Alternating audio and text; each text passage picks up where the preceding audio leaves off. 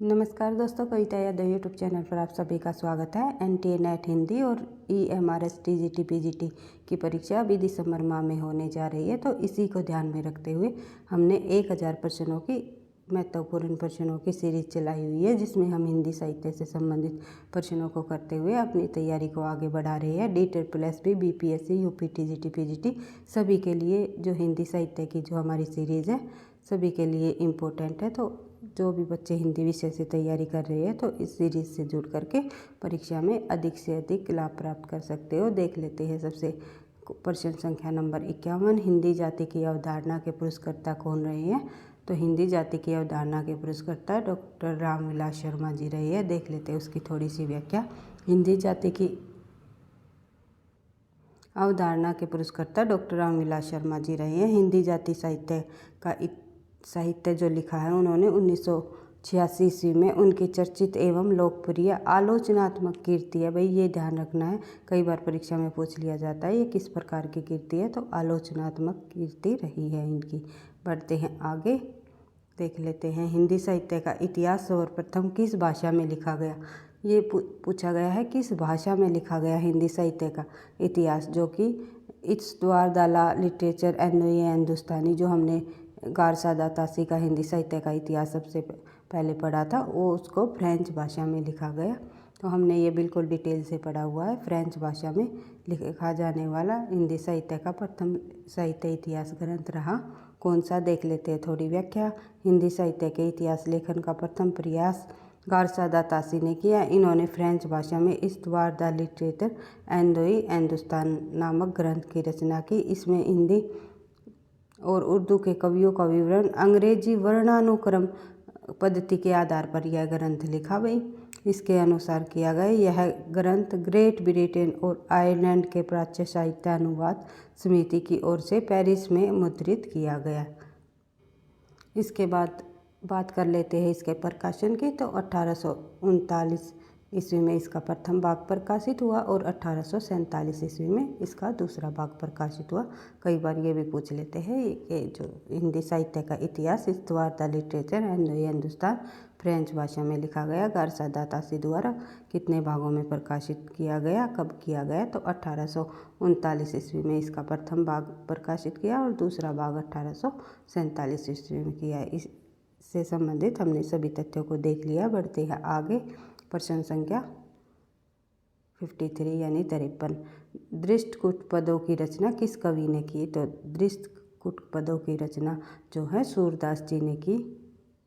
ये भाई B answer नहीं है इसका, डी है, सूरदास जी ने की। सूरदास की साहित्य लहरी नाई का भेद संबंधी श्रृंगार ग्रंथ है। इसमें दृष्टकूट पद संकलित है। काव्य रूढ़ियों में निबंध होने के कारण दृष्टकूट पद दोहराए है।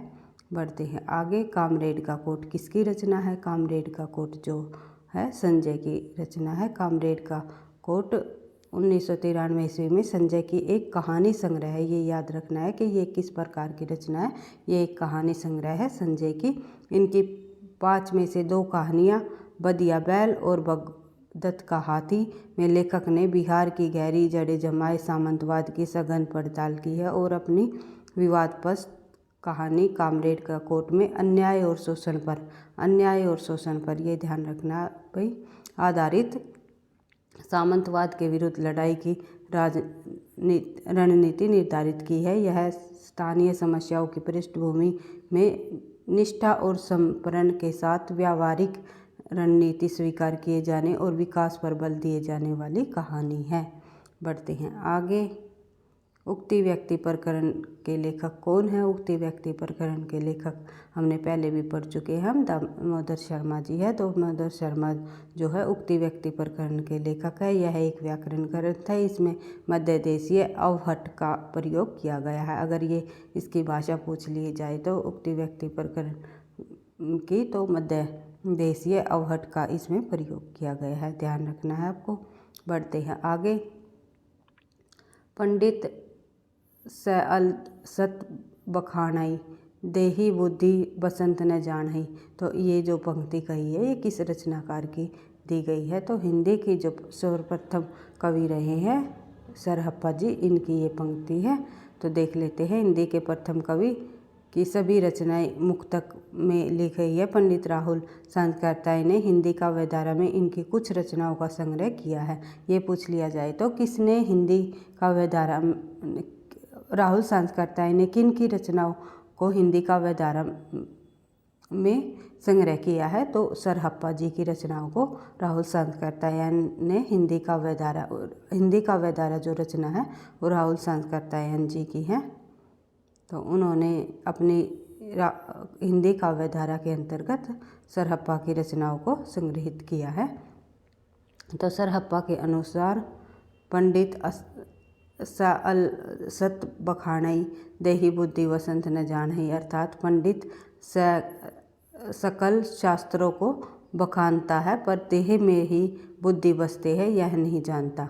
यानी कि जो पंडित होते हैं सकल शास्त्रों को बखानता है, यानी कि जो वो देखता है कि शास्त्रों में बुद्धि, शास्त्रों से हमें ज्ञान मिलता है, इस प्रकार शास्त्रों का बखानता है, यानी शास्त्रों का बखान करने लगता है, परंतु देह में बुद्धि बसती है यह नहीं जानता कि हमारे अंदर ही बुद्धि का विकास होता है, वह यह नहीं जानता। इस प्रकार से इस पंक्ति का आशय दिया गया है। तो अगर ये पूछ लिया जाए यह पंक्ति किसकी है, क्योंकि परीक्षा में कई बार आई हुई है यह पंक्ति और इम्पोर्टेंट है, तो सरहप्पा जी की यह पंक्ति है जो कि हिंदी के प्रथम कवि रहे हैं।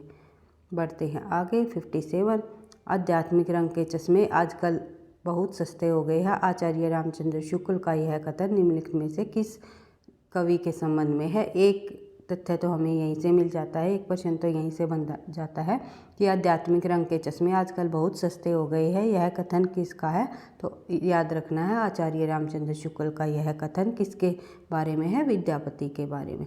विद्यापति के बारे में उन्होंने कहा है, देख लेते हैं। ये भी यहाँ पर भी आंसर गलत भी नहीं है भाई, सी है आंसर। तो आप लोगों को इस पे ध्यान न देते हुए आप जो मैं आपको आंसर बता रही हूँ उस पर ध्यान रखना है। आचार्य रामचंद्र शुक्ल ने हिंदी साहित्य के इतिहास ग्रंथ में लिखा आध्यात्मिक रंग के चश्मे आजकल बहुत सस्ते हो गए। उन्होंने चढ़ाकर जैसे कुछ लोगों ने गीत गोविंद के पदों के आध्यात्मिक संकेत बताया है, वैसे ही विद्यापति के पदों को भी इस प्रकार से उन्होंने यह पंक्ति कही है। बढ़ते हैं आगे। मैथिली हिंदी में रचित गद्य की पहली पुस्तक कौन सी है। मैथिली हिंदी में रचित जो गद्य की प्रथम पुस्तक रही है वो वर्ण रत्नाकर रही है। देख लेते हैं। ज्योतिश्वर ठाकुर की यह रचना है वर्ण रत्नाकर। ये 14वीं शताब्दी की रचना है। मैथिली हिंदी गद्य की पहली पुस्तक है। कई बार ये पूछ भी लिया जाता है कि ये किस शताब्दी की रचना है, तो ध्यान रखना है ये 14वीं शताब्दी की रचना है। मैथिली हिंदी गद्य की पहली पुस्तक है। इस ग्रंथ में 84 सिद्धों के नाम बताए गए हैं। तो कई बार परीक्षा में ये इस प्रकार से भी प्रश्न बनता है कि इनमें से किस ग्रंथ में 84 सिद्धों के नाम बताए गए हैं, तो वो है वर्ण रत्नाकर, ज्योतिश्वर ठाकुर की रचना है 14वीं शताब्दी की। और वर्ण रत्नाकर शब्द को सा प्रतीत होता है। हिंदी गद्य के विकास में इस ग्रंथ का महत्वपूर्ण योगदान है। बढ़ते हैं आगे। प्रश्न संख्या 60। राजमती इनमें से किस काव्य कीर्ति की नायिका है। भाई हम जल्दी प्रश्नों को इसलिए कर रहे हैं ताकि परीक्षा तक हम अधिक से अधिक प्रश्नों को करते हुए, उनके तथ्यों को करते हुए अपनी तैयारी को आगे बढ़ाएं। तो इसलिए मैं थोड़ा सा स्पीड से करा रही हूँ, क्योंकि मुझे पता है आप लोगों ने ये तथ्य या एक बार आपने लोगों ने सिलेबस कंप्लीट कर लिया है, तो रिवीजन के तौर पर हम थोड़ा सा जल्दी ही चीज़ों को करेंगे। मैं चाहूँगी कि संपूर्ण हिंदी साहित्य से संबंधित जितने भी टॉपिक है हमारे सभी कवर हो जाए, और एक टॉपिक के मैं वन लाइनर भी प्रश्न उत्तरों को लाने की कोशिश करूँगी। तो अपनी तैयारी को इसी तरह हम आगे बढ़ाएंगे परीक्षा तक। देख लेते हैं। राजमती इनमें से किस काव्य कीर्ति की नायिका है। तो राजमती जो है आप लोगों को पता ही है, बिसल देव रासो की, जो कि नरपति नाला की रचना है, उसकी नायिका रही है राजमती। और बिसल इनका नायक रहा है, यानी विग्रहराज भी बोला जाता है, विग्रहराज भी कहा जाता है और बिसल देव तृतीय भी कहा जाता है। एक ही का नाम है दोनों। बिसल देव जो रासो की नायिका कौन है, राजमती। नरपति नाला की नरपति नाल्यकृत बिसलदेव रासो हिंदी आदिकाल की एक सर्वश्रेष्ठ कीर्ति है, जो कि एक श्रृंगारिक रचना है। कई बार पूछ लिया जाता है कि इनमें से कौन सा रासो ग्रंथ श्रृंगारिक है, तो बिसलदेव रासो एक श्रृंगारिक ग्रंथ रहा है। इसमें भोज परमार की पुत्री राजमती और अजमेर चौहान के राजा बिसलदेव तृतीय आपको याद रखना है। प्रथम, द्वितीय और तृतीय से भी प्रश्न पूछा जाता है कि कौन सा बिसलदेव है, तो तृतीय आपको याद रखना है। तृतीय के विवाह वियोग और पुनर्मिलन की कथा सरस शैली में प्रस्तुत की गई है। बढ़ते हैं आगे। प्रश्न संख्या 61, शाश्वती डायरी के लेखक कौन रहे हैं, तो शाश्वती डायरी के लेखक इनमें कौन रहे हैं, अज्ञे जी रहे हैं। अज्ञे की डायरी 4 शीर्षकों में प्रकाशित की गई है। भवंती 1964 से 70, अंतरा 1971 से 74, शाश्वती 1975 से 79, शेषा 1995। इस प्रकार से अज्ञे की जो डायरी के शीर्षक है, नए प्रश्नों को भी पूछ लिया जाता है कि जो पहले नहीं पूछे गए उन प्रश्नों को भी परीक्षा में पूछ लिया जाता है। इसलिए हर एक प्रश्न को आपको जो इम्पोर्टेंट है बिल्कुल ध्यान से पढ़ते हुए चलना है, ताकि परीक्षा में आपसे गलती ना हो पाए। क्योंकि जो प्रश्न परीक्षाओं में बार बार पूछे गए हैं वे तो इम्पोर्टेंट होते ही है, और जो प्रश्न जो प्रमुख कवियों के होते हैं और उनको पूछा नहीं गया है उनको भी हमें एक बार सरसरी नज़रों से निकाल लेना चाहिए। तो क्योंकि ऐसा नहीं होता है कि परीक्षा में हर एक प्रश्न जो ऐसा आता है जो पीछे पूछा गया है, तो 50% प्रश्न ऐसे होते हैं जो बिल्कुल नए होते हैं, तो उनको भी देखते हुए चलना है। हमें स्मार्ट तरीके से तैयारी करते हुए अपनी तैयारी को आगे बढ़ाना है। निम्नलिखित काव्य कृतियों में से किसकी रचयिता मीराबाई नहीं है, यानी कि इनमें ये पूछा हुआ है मीराबाई की रचना इनमें से कौन सी नहीं है, तो देख लेते हैं। प्रेम तत्व निरूपण मीराबाई की रचना नहीं है, जो कि बी प्रश्न नंबर आंसर बी हो जाएगा। प्रेम तत्व निरूपण मीराबाई की नहीं है। शेष तीनों रचनाएं जो कि गीत गोविंद टीका, राग गोविंद, नरसिंह जी का मायरा, तीनों रचनाएं मीरा जी की है। तो प्रेम निरूपण तत्व मीराबाई की रचना नहीं है। गीत गोविंद टीका, राग गोविंद और नरसिंह जी का मायरा, ये तीनों के तीनों रचनाएं मीरा की काव्य कीर्ति की रही है। पढ़ते हैं आगे। प्रश्न संख्या 63, रीतिकाल के किस कवि ने अपनी कविताओं में ऋतुओं और त्योहारों के साथ जीवन को खूबसूरती के साथ मिलाया है, तो रीतिकाल के जो पद्माकर कवि हुए हैं, पद्माकर कवि ने अपनी कविताओं में ऋतुओं और त्योहारों का तालीनता से वर्णन किया गया है। इनकी कृतियों के अंतर्गत पद्माभरण में अलंकारों का निरूपण भी किया गया था। जगत विनोद में नवरसों का विवेचन किया। राम रसायन में वाल्मीकि रामायण का छायानुवाद वर्णन किया गया, और गंगा लहरी में संस्कृत कवि जगन्नाथ का वर्णन इन्होंने किया। जो ये सभी रचनाएं आप लोगों को देखने को मिल रही है, पद्माभरण, जगत विनोद, राम रसायन और गंगा लहरी। पद्माभरण, जगत विनोद, राम रसायन, गंगा लहरी, इनमें किस किस का वर्णन किया गया है ये आपको देख लेना है। और ये रचनाएं सभी के सभी रचनाएं पद्माकर जी की है, जो रीतिकाल के प्रमुख कवि रही है रीतिबद्ध काव्य धारा के। बढ़ते हैं आगे। निम्नलिखित में से कौन सी रचना देव की नहीं है, नहीं पर आपको फोकस करना है। अगर आपको ये एक बार हम प्रश्न पढ़ते हैं तो देख लेते हैं कि ये पूछा हुआ है इनमें से कौन सी रचना देव की है, जो ऊपर दिखाई दे रहा है हम उस पर टिक लगा कर आ जाते हैं, तो ये देख लेना है कि नहीं पूछा हुआ है। तो और अन्य रचनाओं को भी पढ़ लेना है। तो देव की रचना कौन सी नहीं है, कवि कुल्पतरु। कवि कुल्पतरु जो है देव की रचना नहीं है। सही आंसर हो जाएगा हमारा ए। भाव विलास, भवानी विलास, अष्टायाम, ये तीनों की तीनों रचनाएं देव जी की है।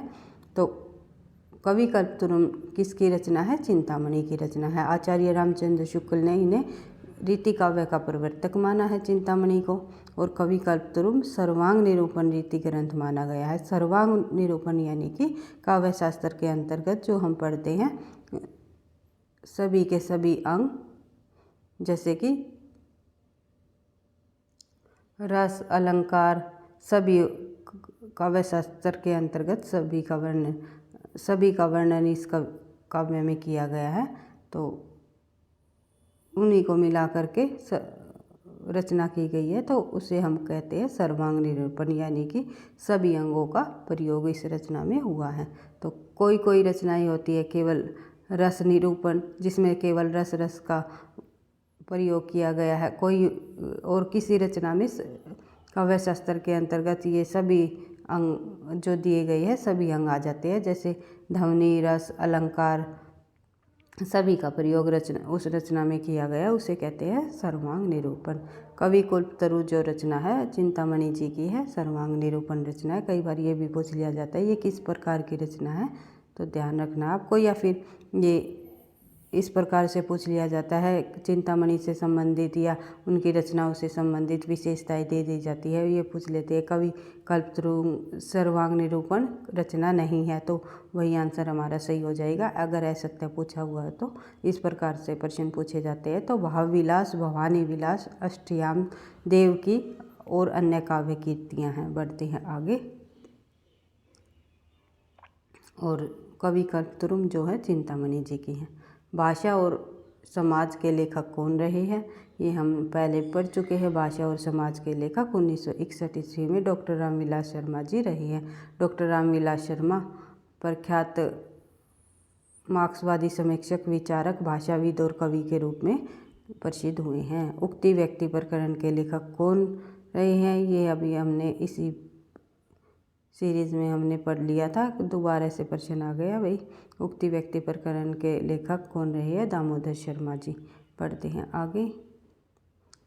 अविद्या शक्ति के कितने प्रकार शब्दों का अर्थबोध होता है, कितने प्रकार के शब्दों का अर्थबोध होता है अभिधा शब्द शक्ति में। अभिधा जो शक्ति है उसमें कितने शब्दों का अर्थबोध होता है। काव्य शास्त्र से भी संबंधित प्रश्न पूछे जाते हैं पीजीटी हिंदी में और एनटीए नेट में, दोनों में काव्य शास्त्र से संबंधित प्रश्न पूछे जाते हैं। उनको भी मैंने काव्य शास्त्र से संबंधित प्रश्नों को भी अपनी सीरीज़ में इंक्लूड किया है। मैंने संपूर्ण हिंदी के पाठ्यक्रम से प्रश्नों को उठाया है ताकि जो भी बच्चे इस सीरीज़ को देखें, चाहे टीजीटी पीजीटी की परीक्षा की तैयारी करने वाले हो या फिर एनटीए नेट की परीक्षा की तैयारी कर रहे हो, जीआरएफ की तैयारी कर रहे हो, तो आपके लिए अत्यधिक उपयोगी सिद्ध होगी ये हमारी जो सीरीज़ चली हुई है। तो काव्य अभिधा शब्द शक्ति के कितने प्रकार के शब्दों का अर्थबोध होता है, तो सही आंसर हो जाएगा हमारा 3। कौन कौन से देख लेते हैं।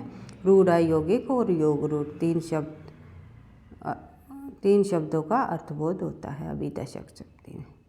बढ़ते हैं आगे। कत समेटी करी भुज, उल्टी खय खीस पट डारी, काको मन बांधे न यह जूरो बांधनी हारी।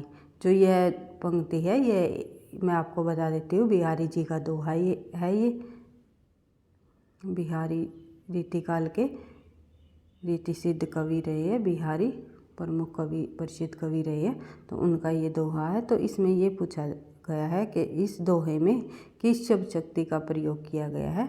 अभिधा, लक्षणा या व्यंजना, यानी कि इसमें तो लक्षणा के ही भेद दिए गए हैं, तो हमें ये बताना है कि इसमें कौन सी लक्षणा शब्द शक्ति का प्रयोग किया गया है। तो इसमें लक्षणा हमें देखने को मिलती है। किस प्रकार से देख लेते हैं थोड़े से इसकी व्याख्या।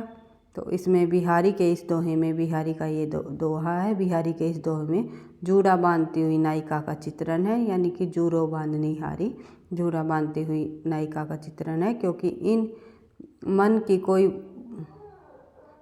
वस्तु नहीं जिसे बांधा नहीं जा सके। जहाँ लक्षणार्थ है मन को अपने में आसक्त करना, यहाँ बांधने का मुख्य अर्थ बिल्कुल छूट गया है, अतः यहाँ लक्षणा शब्द शक्ति का प्रयोग किया गया है।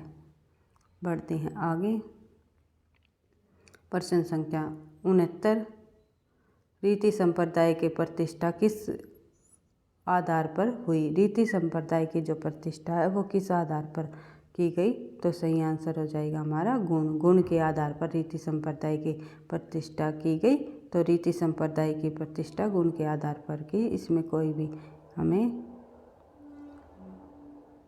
अधिक व्याख्या की जरूरत नहीं है। तो भरत मुनि ने कितने स्थायी भावों का उल्लेख किया, आप लोगों को पता है वैसे स्थायी भावों की संख्या 9 होती है, लेकिन जो भरत मुनि है, भरत मुनि आचार्य ने, उन्होंने 8 स्थायी भाव माने हैं, एक उन्होंने नहीं माना। तो देख लेते हैं उन्होंने कौन कौन से स्थायी भाव को माना है। तो 8 स्थायी भाव जो है उनका उल्लेख किया है। रति, हास, शोक, क्रोध, उत्साह, भय, जुगुप्सा और विस्मय। उन्होंने शांत को नहीं माना, तो शांत निर्वेद स्थायी भाव को नहीं माना, जिसका शांत रस होता है। बढ़ते हैं आगे। स्थायी भावों की संख्या कितनी है? तो वस्तुतः स्थायी भावों की संख्या मैंने अभी बताई थी आपको, 9 होती है और भरत मुनि ने 8 मानी है। भरत मुनि के अनुसार आप लोगों ने अभी देख लिया। तो स्थायी भाव कौन कौन से होते हैं देख लेते हैं। रति, हास, शोक, क्रोध, उत्साह, भय, जुगुप्सा यानी घृणा, विस्मय और निर्वेद। निर्वेद का रस होता है शांत। कई बार परीक्षा में पूछा जाता है कि भरत मुनि ने किस रस को अपने उसमें स्थान नहीं दिया, तो शांत रस को उन्होंने स्थान नहीं दिया। और किस स्थायी भाव को नहीं माना? निर्वेद को। तो इस प्रकार से अगर घुमा फिरा कर भी प्रश्न पूछ लिया जाए तो आपको आ जाना चाहिए। बढ़ते हैं आगे। मुझे उम्मीद है कि आपको ये सीरीज़ अत्यधिक पसंद आ रही होगी। अच्छी लगती है तो भाई लाइक कर दिया करो। आपके एक लाइक से मुझे नेक्स्ट क्लास और अधिक मोटिवेशन के साथ बनाने को मिलता है। तो देख लेते हैं प्रश्न संख्या 62। अंतःकरण की वृत्तियों के चित्र का नाम कविता है। अंतःकरण की वृत्तियों के चित्र का नाम कविता है। जो ये पंक्ति कही है ये किस विद्वान की है? तो ये इसमें समझाने की कोई बात नहीं है। ये कविता के संबंध में व्याख्या दी गई है कि कविता किसे कहा गया है। तो अंतःकरण की वृत्तियों के चित्र का नाम कविता है, ये कहा है महावीर प्रसाद द्विवेदी जी ने। बढ़ते हैं आगे। कविता को जीवन और जगत की अभिव्यक्ति किसने कहा है? कविता को जीवन और जगत की अभिव्यक्ति कई बार परीक्षा में प्रश्न आया है। तो आचार्य रामचंद्र शुक्ल ने कहा है। जो भी मैं कथन आपको ये बता रही हूँ ये कहीं ना कहीं पिछली परीक्षाओं में पूछे जा चुके हैं और इन्हीं कथनों को घुमा फिरा कर पूछ लिया जाता है। तो इन्हीं कथनों से ही जो कथन संबंधित मैं प्रश्न कराऊंगी वो पिछली परीक्षाओं में आए हुए हैं और पिछली परीक्षाओं से ही कथन संबंधी प्रश्नों को उठा लिया जाता है, क्योंकि रचनाएं वचनाएं ऐसे नहीं है जो ये नई है, कथन वही पुराने हैं और वही बार बार पूछे जाते हैं। तो जो इम्पोर्टेंट होते हैं वही बार बार पूछे जाते हैं। तो इसलिए बिल्कुल एक एक प्रश्न को ध्यान बार बार पढ़ते हुए चलना है। तो आचार्य रामचंद्र शुक्ल का ये कथन है, कविता को जीवन जगत की अभिव्यक्ति माना है। कविता द्वारा असंभव को भी संभव किया जाता है, ये भी पूछा गया है। तो कविता द्वारा असंभव को भी संभव किया जाता है, महावीर प्रसाद द्विवेदी जी ने का ये कथन है। देख लेते हैं आगे। रस ही कविता का सबसे बड़ा गुण है। रस को कविता का सबसे बड़ा गुण किसने बताया? तो ये भी पंक्ति महावीर प्रसाद द्विवेदी जी द्वारा कही गई है। बढ़ते हैं आगे। मृत जाति को कवि ही जिलाते रस सुधा के योग से। जो ये पंक्ति है ये किस रचनाकार की है? तो मैथिली शरण गुप्त की ये पंक्ति रही है। बढ़ते हैं आगे। प्रश्न संख्या 77। हरिवंश राय बच्चन की आत्मकथा कितने भागों में प्रकाशित की गई? आप लोगों को पता है हरिवंश राय बच्चन की जो आत्मकथा है वो 4 भागों में प्रकाशित की गई। तो उनके नाम देख लेते हैं। क्या बोलूँ क्या याद करूँ, नीड का निर्माण, फिर बसेरे से दूर और 10 द्वार पर सोपान तक। इनका क्रम भी इसी प्रकार से है। आप कई बार इस हरिवंश राय बच्चन की जो आत्मकथा है इस 4 भागों में ये प्रकाशित की गई है। इनका क्रम भी पूछ लेते हैं। तो आप लोगों को इसी तरह याद रखना है। क्या बोलूँ क्या याद करो, नीड का निर्माण, फिर बसेरे से दूर और 10 द्वार से सोपान तक। बढ़ते हैं आगे। क्रम से भी प्रश्न पूछे जाते हैं एनटीए नेट में बहुत सारे, और टीजीटी पीजीटी हिंदी के अंतर्गत भी पूछ लिए जाते हैं। तो एक एक प्रश्नों को ध्यान से समझते हुए चलना है। हम कथन से संबंधित प्रश्नों को भी करते हुए करेंगे और पिछली क्लास में भी हमने कुछ प्रश्नों को किया था बिल्कुल सनवाइज। इसी तरह बीच बीच में मैं कथन संबंधी या मिलान संबंधी प्रश्नों को भी लेकर के आती रहूँगी। निम्नलिखित में से कौन सा युग्म असंगत है? तो इसमें ये पूछा हुआ है, इसमें से कौन सा युग्म असंगत है यानी गलत है? तो देख लेते हैं। जो तिरस्कृत रचना है वो मोहनदास नेमिशराय की दी हुई है, लेकिन तिरस्कृत जो रचना है मोहनदास नेमिशराय की रचना नहीं है। अन्य से अनन्या, तो ये जो है ये प्रभा खेतान की है। जूठन ओम प्रकाश वाल्मीकि है और हाथ से जो है रमणिका गुप्त की है। तो सही आंसर हो जाएगा हमारा ए। तिरस्कृत मोहनदास नेमिशराय की नहीं है, तुलसीदास की है। एक सेकंड भाई, सॉरी भाई, तुलसीदास की नहीं, माइंड से निकल गया। ये जो रचना है ये सूरजपाल चौहान की है। मैं भी ये सोच रही थी, ये थोड़ा सा मैं ध्यान नहीं आ रहा था किसकी रचना है तिरस्कृत। तो तिरस्कृत जो रचना है सूरजपाल चौहान की है, जो कि एक दलित लेखक रहे हैं। ये आत्मकथा रचना है तिरस्कृत सूरजपाल चौहान की। तो इसमें दिया हुआ है मोहनदास नेमिशराय की, तो मोहनदास नेमिशराय की नहीं है, तो ये गलत हो जाएगा। अन्या से अनन्या प्रभा खेतान की है। जूठन ओम प्रकाश वाल्मीकि की है। आज से जो है रमणिका गुप्ता की है। तिरस्कृत कई बार परीक्षाओं में भी पूछी गई है, ध्यान रखना है आपको, क्योंकि जो प्रश्न बार बार परीक्षा में पूछे जाते हैं रिपीट होने की संभावना होती है। बढ़ते हैं आगे, देख लेते हैं प्रश्न नंबर 79। रामचरितमानस के कितने कांड हैं? आप लोगों को पता है रामचरितमानस के 7 कांड हैं। कौन कौन से देख लेते हैं। बालकांड, अयोध्याकांड, अरण्यकांड, किष्किंधाकांड, सुंदरकांड, लंकाकांड और उत्तरकांड। कई बार इनको क्रम से भी पूछ लिया जाता है, तो आपको ध्यान रखना है। इनके उत्तरकांड में ज्ञान और भक्ति का विशद विवेचन किया गया है। अगर ये पूछ लिया जाए तो उत्तरकांड में किसका विवेचन किया गया है, तो आप लोगों को ध्यान रखना है कि ज्ञान और भक्ति का विवेचन उत्तरकांड में किया गया है। बढ़ते हैं प्रश्न संख्या 80। आज केवल 80 प्रश्नों को ही करेंगे। इसी तरह हम धीरे धीरे 2-2, 4-4 प्रश्नों को बढ़ाते हुए कम से कम हम 50 प्रश्नों, मेरा टारगेट रहेगा कि मैं 50 प्रश्नों को विद सॉल्यूशन के साथ आपको करा सकूं। तो कम समय में अधिक प्रश्नों को व्याख्या सहित हम करते हुए आगे बढ़ेंगे, क्योंकि अभी समय बहुत कम है।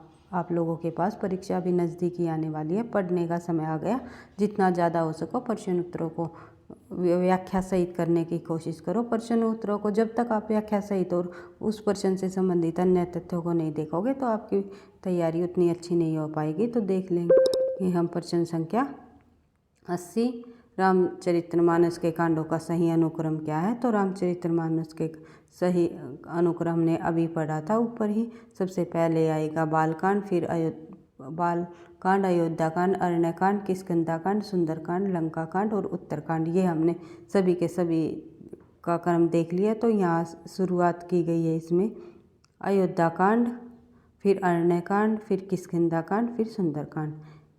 4 कांडों को ही क्रम वाइज लगाना है इसमें हमें। तो सही आंसर हो जाएगा हमारा सी। तो इस प्रकार से हमने 80 प्रश्नों को किया।